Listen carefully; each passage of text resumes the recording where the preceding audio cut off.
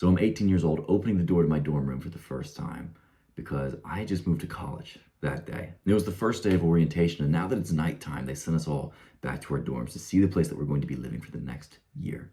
And I'm looking at this room that has barely enough space for this bed that they put in there, and a desk underneath, and a wardrobe to the side. And then my roommate's on the exact opposite side of the room, right? Where I'm sharing this room. And I'm looking at this tiny shared space, and I realize this is the most free that I have ever been. In high school, I was a lonely mess, and my home life was kind of shit if you know my story. But now I had my own dorm room. I could choose when to go to bed, when to stay out late, what I did with my day. I had this new sense of freedom. The sense of freedom was like someone took this huge weight off of me. But it also came with this equal sense of dread. Throughout high school, I was lonely because I felt like I just didn't get along with other people. I just wasn't the social type, right? No one would like me anyway, so why even try? And this led me to be lonely for years at a time. So now that I've moved and I'm living in my own place where nobody knows me, I'm scared shitless. But I also vowed to never let myself get into that place again. The reason that you don't have the friend groups that you want out of life isn't because you can't make them. It isn't because you were an introvert or you just don't like people. Of course you do, bro. Otherwise you would not have clicked on this video. And it's a basic human need to want to feel part of a group. Lord knows I needed to. What I learned that absolutely changed my life is that you aren't born with social skills. Becoming a social leader and completely changing your life is nothing more than learning a few habits. The best news is that it's pretty simple, and it's something that we can do together. If you don't already know who I am, my name is Luke Grenoble, and we are creating a gang of like-minded young men who are no longer settling for the monotony, depression of living life with average social skills. If that sounds like something you want to be a part of, hit subscribe right now. Our new goal by the end of 2025 is to create 100,000 social celebrities. That's fucking insane, I know, but we got it, gang. My promise to you is that by the end of this video, you are going to have the exact steps and the game plan, the literal things to say that you need to create the friend groups that you've always wanted. Whether that's some homies to be close to that you can tell your deepest thoughts to, or whether that's a group of boys who's out to conquer the world. But first, we need to change a few things. Step one is simply become a new person. One of the fastest ways that you can make huge change in your life is to basically convince your brain that you're completely different now. And the easiest way to do this is through appearance. This is why when you go into the military, they shave your head. It's because you lose a sense of your identity. And we're going to do the reverse of this. We're not going to lose your identity, but we're going to create a new, stronger one. And here's a fact of life for you, bro. I'm not even gonna wait for the gang members only section. Attractiveness matters. Of course it does. People want to be around attractive people. That's literally what the word means. It does have an effect on your life, but this is a good thing because attractiveness is also 100% within your control. Because it's not about your eyelid shape, the navel candle tilt, bro.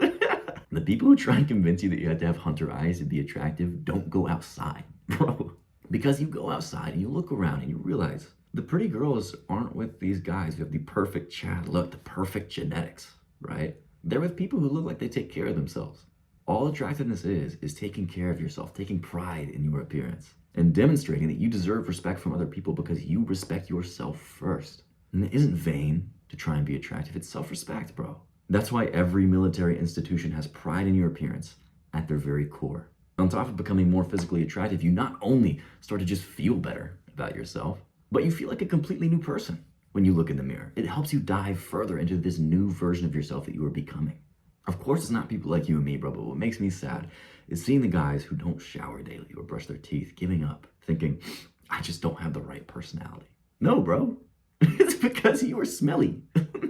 People don't want to talk to someone who looks like they fucking stink. So of course we already know, nail the basics, shower daily, deodorant, brush your teeth, right? But the fastest thing that you can do to improve your attractiveness is get a good haircut. Stop just going into the barber not knowing what you want. Go onto Pinterest and find 5 or 6 haircuts that you really vibe with. Take your top one and show your barber or your stylist if you want a little bit longer hair like me. Show them that picture and ask, can my hair type do this? If not, that's cool. Move on to your second pick. And really fast, you're going to find a sick new haircut that works for you. Next thing you can do is invest in your wardrobe. Bro, this is going to be a worthy investment of $100 or $200 because you're going to feel like a million. Your confidence shoots through the roof when you are wearing stuff that you feel good in daily. What I do is I order the basics off Amazon, right? White, black, gray t-shirts, things that go with everything. Then I go to Goodwill for cool pieces, graphic tees, oversized sweaters, coats, baggy pants, because thrifting stretches your money way further. Plus, On top of that, you're going to find unique things that you would never find in an H&M, and they're probably going to last you longer too.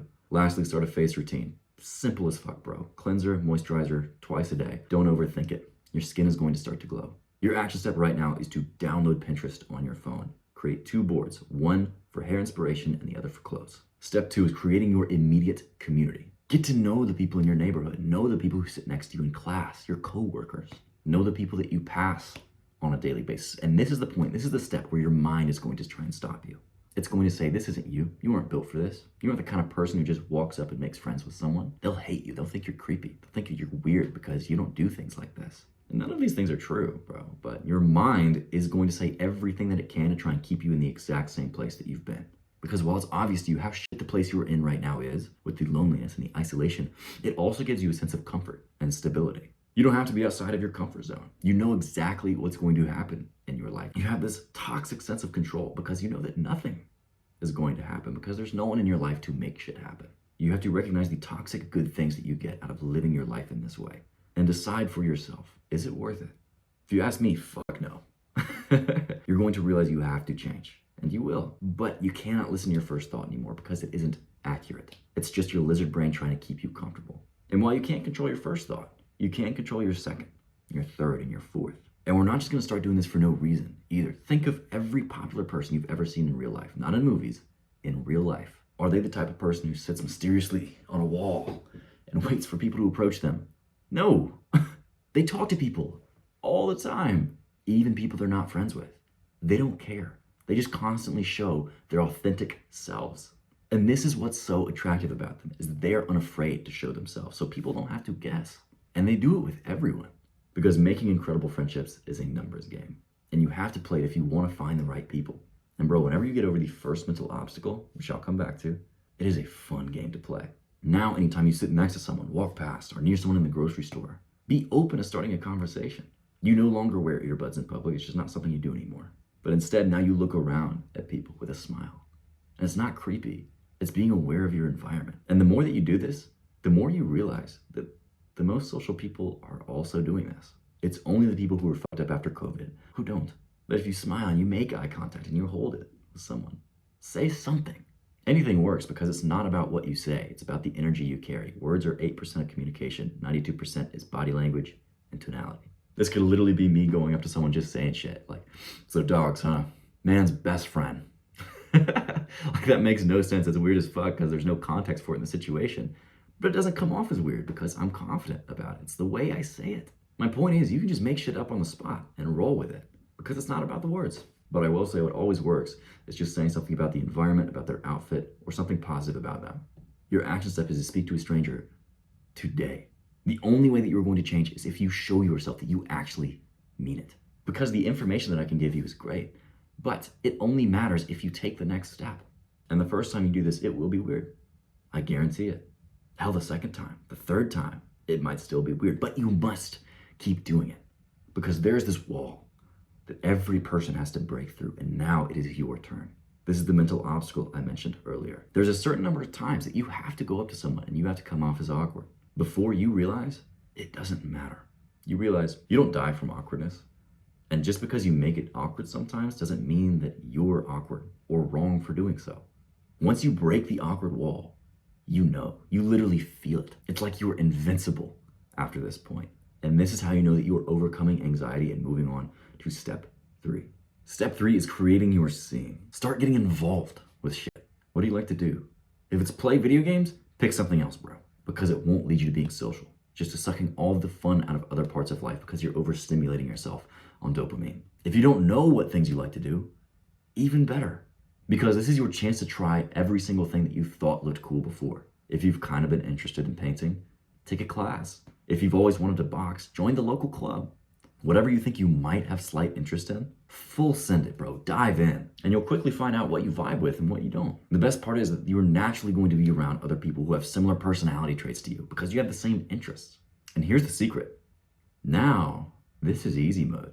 Because not only are you going to connect with people even easier in these places, but they are naturally set up to spark conversations and friendships. You no longer have to try so much to think of shit to say. You talk about the painting you're working on.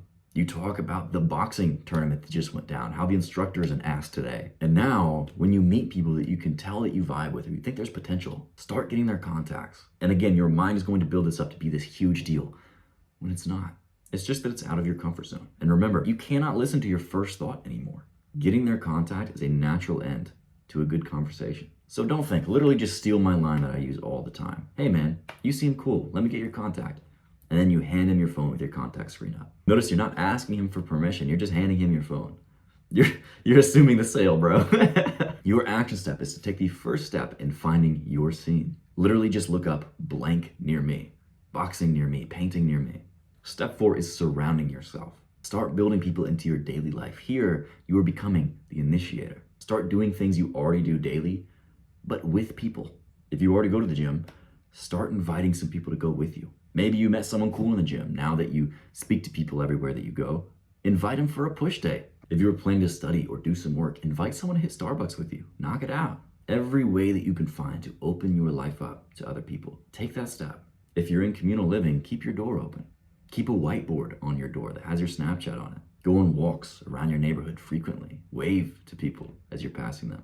The point is purposefully put yourself around people and they are naturally going to flow into your life. Because you're opening yourself up to the first kind of hangout, which is a chill. And chilling just means you're doing casual things with your friends. It looks like asking someone after boxing, yo, you free for lunch? It looks like texting a homie, study session at 1. It doesn't matter if you get rejected because it's no big deal. There's no pressure, it's just moments of living life together. At this point, you can also set up the second type of hangout, which are fixtures. And these are recurring things that you do with your buddies. Every Monday, you hit chess with your bro. Every Tuesday is Taco Tuesday with the boys. Basically, this automizes some of your social life. You don't have to think of things to do. You don't even have to send out an invite. It's just a given. It's Tuesday, bro. It's Taco Tuesday. And it can be helpful to have 1 or 2 fixtures like this in your life every week. And putting these 2 types of hangouts in your life regularly is going to be the biggest 0 to 1 improvement that you ever feel in your social life. So your action step is to text 3 friends for a casual chill over this next week. And congratulations, bro. You are now an integrated part of your community, and that's no easy step. And many are content here. You have a loose group of friends that you can hit up. You hang with buddies regularly. Life is looking pretty sick. But if you're anything like me, you want to take that next step too, where you're not just socially fine, you're incredible. You're the kind of person that people are like, holy shit, how does someone like this exist? Where not only do you have this loose group of friends, but this tight-knit group of boys. The point where it seems like you're such a sick person to hang around that people don't want to stop. Where you get complimented all the time. People say great things about you, and it seems like they constantly want to do you favors. If you think this state of being is bullshit, you just haven't experienced it yet. But experience the life of a social celebrity for even just a second, and you are forever changed. You will know that it's possible to become this kind of guy, and to live a life that very few ever get to. And it's not complex either. Any person can do it. It only takes the right habits and a little effort. And if this is something you want to experience, you have to take this next step. Step 5 is becoming a social celebrity. Now you're not only the initiator, but you are the host. You're keeping all of your social habits the same here. You're still inviting people to chill. You're creating fixtures in your life, but we're introducing a few more pieces to your social world. Most importantly, events. An event is a planned occasion that you create, provide for, and direct. And these aren't just ordinary parties, right? Anyone can throw a shitty kickback. Like a special event in a video game, bro. This is a once-in-a-lifetime thing. It's never going to happen again. You're either there or you're missing. And what makes an event different is that it's 1, unique, and 2, catered to the people who are going to be there. Meaning, ideally, the idea for it should be something that makes people go, wait, they're doing what? We've thrown a Slut Patrick's Day party, a Caves and Cliffs update birthday party, an underage drinking party. Every time I mention that one, I have to give this disclaimer, all right? No underage drinking happened, but we did all dress up as toddlers and drink out of sippy bottles, so you could tell what kind of a night it was. Create a badass invitation, and now you have people's attention. When it comes to actually throwing the event, you are the host, meaning you are providing everything. The drinks, the food, the space, of course, but also the things to do. Try to have at least 3 things happen throughout the night. It can be a surprise murder mystery, something everyone watches together, games, secret missions, a planned meal.